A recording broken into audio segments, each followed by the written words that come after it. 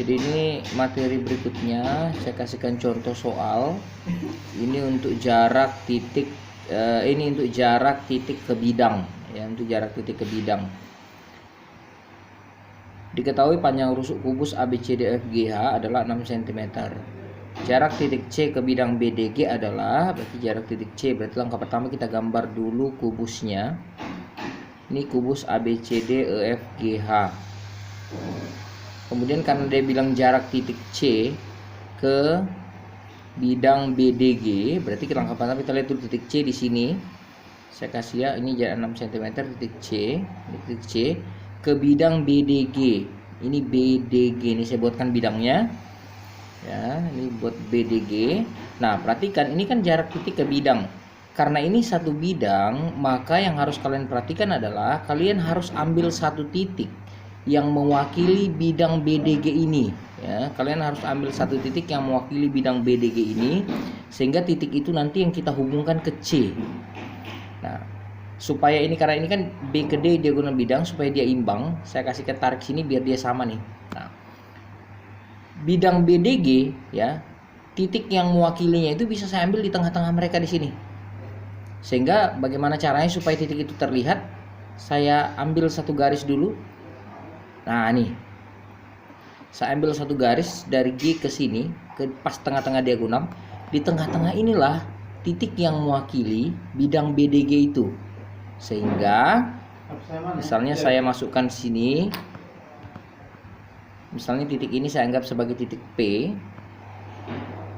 Saya anggap sebagai titik P. Maka saya tarik garis ke sini.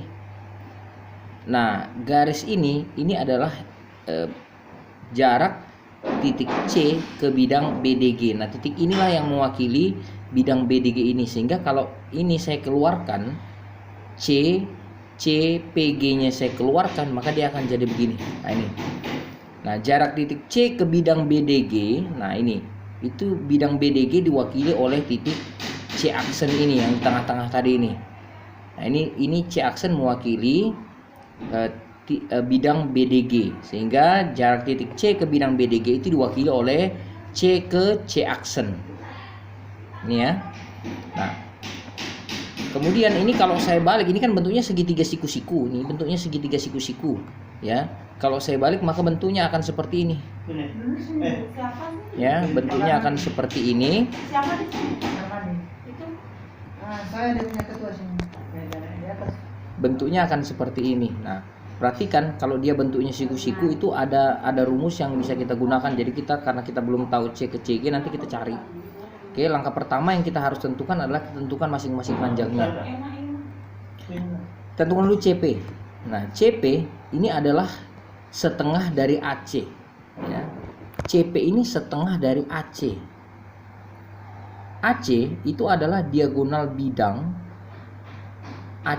AC itu adalah diagonal bidang kubus ABCDEFGH ya, diagonal bidangnya ini karena bidangnya adalah ABCD. Nah, AC itu adalah diagonal bidang. Nah, PC atau CP itu setengah dari diagonal bidang. Ingat-ingat kemarin saya sudah kasih tahu rumus cepat untuk menentukan diagonal bidang pada kubus adalah A akar 2. Berarti karena panjang rusuknya 6, berarti 6 akar 2. Sehingga kalau CP-nya setengah, berarti setengah dikali 6 akar 2 sama dengan 3 akar 2. Kemudian CP-nya sudah diketahui, CG-nya juga sudah diketahui ya. CG-nya itu sama dengan 6 karena panjang rusuk 6.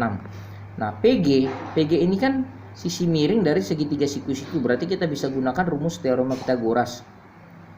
Sehingga PG-nya itu sama dengan akar dari CP kuadrat ditambah dengan CG kuadrat. Sehingga PG-nya sama dengan akar dari CP kuadrat itu sama dengan 3 akar 2 kuadrat ditambah CG kuadrat, itu berarti CG-nya 6 kuadrat. Sehingga PG-nya nanti sama dengan 3 akar 2 kuadrat itu berarti 9 kali 2 sama dengan 18.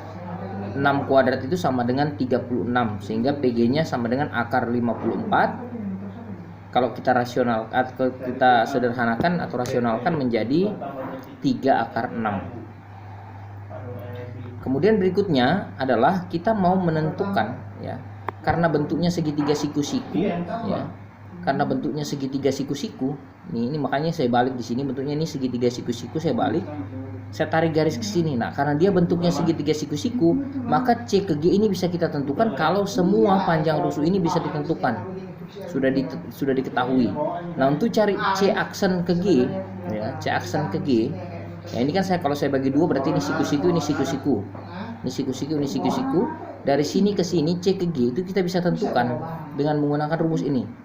PG kuadrat panjang alas, PG kuadrat ditambah CG kuadrat ini dikurang dengan CP kuadrat dibagi dengan 2 kali panjang alasnya.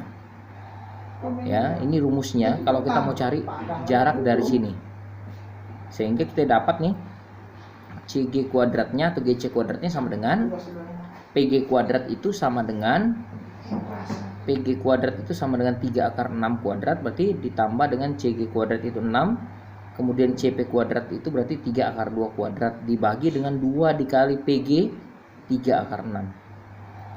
Sehingga GC kuadratnya nanti sama dengan ini 54, 39 kali 6 ditambah 36 dikurang dengan 9 kali 2 18 dibagi dengan 2 kali 3 itu 6, berarti 6 akar 6. Sehingga nanti hasilnya akan jadi GC kuadrat 9 tambah 36 kurang 18 itu sama dengan 72 dibagi dengan 6 akar 6. Nah, 6 akar ini kalau dibagi 72 bagi 6 kan 12, berarti 12 per 6 per akar 6.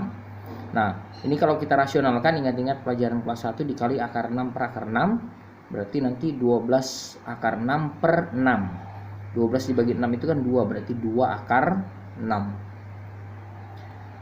Nah, setelah ini kita bisa cari ini karena ini bentuknya Pitagoras. Ini bentuknya siku-siku, ini juga bentuknya siku-siku. Nah, kalau kita mau cari C ke C aksen kan kita bisa pakai segitiga yang sebelah ini. Ya, yang sebelah ini kita bisa pakai nih, segitiga sebelah. Ya, ini perhatikan kursornya, segitiga sebelah ini kita bisa pakai. Karena sudah ada C aksen, GC aksen sama CG-nya sudah ada, sehingga kalau kita mau cari CC aksennya sama dengan akar dari sisi miring CG kuadrat dikurang dengan GC aksen kuadrat. Sehingga CC aksennya nanti sama dengan CG kuadrat itu berarti CG kuadrat, ingat CG itu sama dengan 6, berarti 6 kuadrat dikurang dengan GC aksen kuadrat itu berarti 2 akar 6 kuadrat. Sehingga CC aksennya ini 36, ini 4 kali 6 itu 24. Sehingga CC aksennya nanti sama dengan akar dari 12.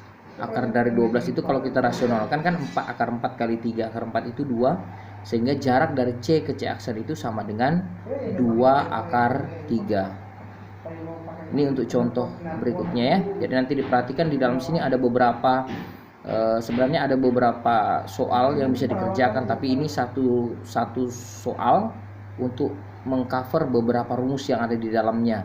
Minta maaf ini juga agak goyang-goyang karena Bapak Anda bawa tripod lagi di sekolah. Jadi mohon diperhatikan, dipelajari.